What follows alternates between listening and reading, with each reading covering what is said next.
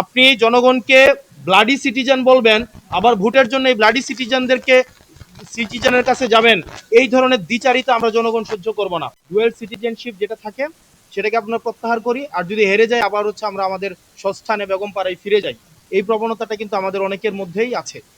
ঠিক এই দ্বৈত নাগরিকত্বের বিষয়ে এই কমিশনের সামনে যত লয়ার্স ছিলেন, আমাদের বিজ্ঞ আইনজীবীরা সবাই নিজেদের মধ্যে আলোচনা করছিলেন, কমিশনে সাবমিশন রাখছিলেন, সবাই একটা একাডেমিক সুন্দর ডিসকাশন করছিলেন। প্রত্যেকটা আইনজীবী তারা তাদের মতামত দিচ্ছিলেন এবং কমিশন সেগুলিকে গ্রহণ করছিলেন।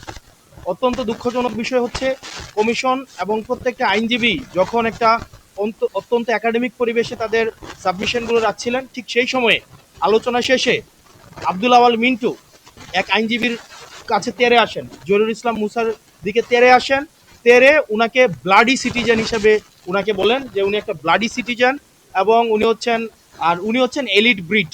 উনি এলিট ব্রিড আর দ্বৈত নাগরিকত্বের বিষয়ে স্ট্রিক্ট অবস্থান রাখার জন্য কমিশনে যারা হচ্ছে সাবমিশন দিচ্ছিলেন সেই সব আইনজীবীদেরকে উনি বলছিলেন উনারা হচ্ছেন ব্লাডি সিটিজেন। তো সেই জায়গাটিতে আমরা প্রতিবাদ করি।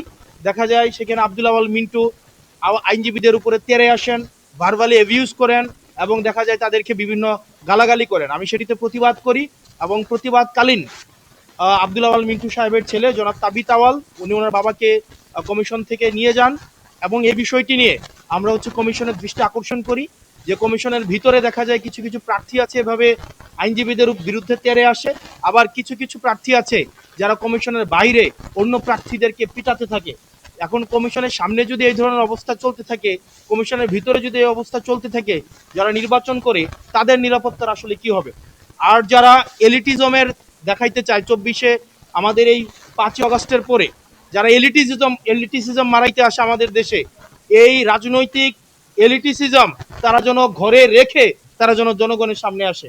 আপনি জনগণকে ব্লাডি সিটিজেন বলবেন, আবার ভোটের জন্য এই ব্লাডি সিটিজেনের কাছে যাবেন, এই ধরনের দ্বিচারিতা আমরা জনগণ সহ্য করব না। সকল ধরনের পলিটিক্যাল এলিটিসিজম 5ই এই অগাস্টের পরে আমাদের 24 পরবর্তী বাংলাদেশে এই পলিটিক্যাল এলিটিসিজমের বিরুদ্ধে আমাদের এই লড়াইটা ছিল।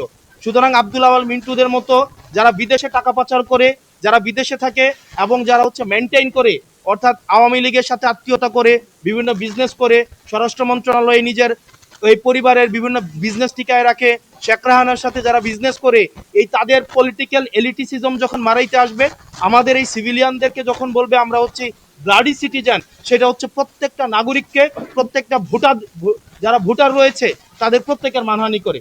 এবং সেটির জন্য আমরা কমিশনের দৃষ্টি আকর্ষণ করেছি যে কমিশন যেন তাকে ওয়ার্নিং দেয় এবং এই ধরনের আচরণের জন্য পুনরাবৃত্তি না ঘটে।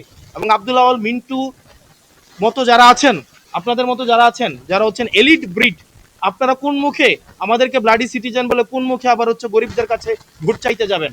আপনারা নির্বাচনের আগে ইস্ত্রি করা পাঞ্জাবি আর বড় টুপি পরে একদম ইরি খেতে নেমে যান। এই মানুষ এই হিপোক্রেসি এখন এগুলা বুঝে। আপনারা গার্মেন্টস শ্রমিক ফুটপাতে এখন যে যাচ্ছেন ভোট চাইতে ব্লাডি সিটিজেনের কাছে, আপনারা ম্যান্ডেটের জন্য ঠিকই ব্লাডি সিটিজেনদের কাছে আসেন, রাস্তার মধ্যে রক্ত দেয় ব্লাডি সিটিজেনরা।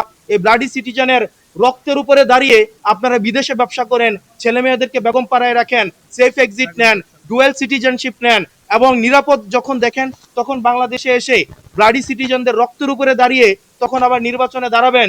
আর নির্বাচনে যদি দেখেন উত্তর দক্ষিণ হয়েছে আবার তখন দেশ থেকে পালিয়ে যাবেন। এই ধরনের বাংলাদেশ আমরা 24 পরবর্তী সময়ে আমরা এই বাংলাদেশ দেখতে চাই না। সেটি নিয়ে আমরা নির্বাচন কমিশন আপত্তি জানিয়েছি এবং সকল আইনজীবী এই জহিরুল ইসলাম মুসার প্রতি যে ধরনের আচরণ করা হয়েছে এটা সকল আইনজীবীদের প্রতি আমি মনে করেছি এটা তাদের মানহানি করা হয়েছে। এবং কমিশনের মধ্যেই সকল পক্ষের আইনজীবী, শুধুমাত্র যে জহিরুল ইসলাম মুসা না, সকল পক্ষের আইনজীবী, এখানে বিএনপি পন্থী বা অন্যান্য যেই আইনজীবীরা ছিলেন সবাই সেটা এই আব্দুল আওয়াল মিন্টুর আচরণে আহত হয়েছেন এবং তারাও সেখানে ইনস্ট্যান্ট তারা প্রতিবাদ জানিয়েছেন। এখন আমরা কমিশনের দৃষ্টিতে এটি এনেছি এবং এই ঘটনার পুনরাবৃত্তি যেন বাংলাদেশে না ঘটে, এই পলিটিক্যাল এলিটিসিজমের নিপাত অবশ্যই ঘটতে হবে। তারা তাদের মনোজগৎকে চেঞ্জ করতে হবে।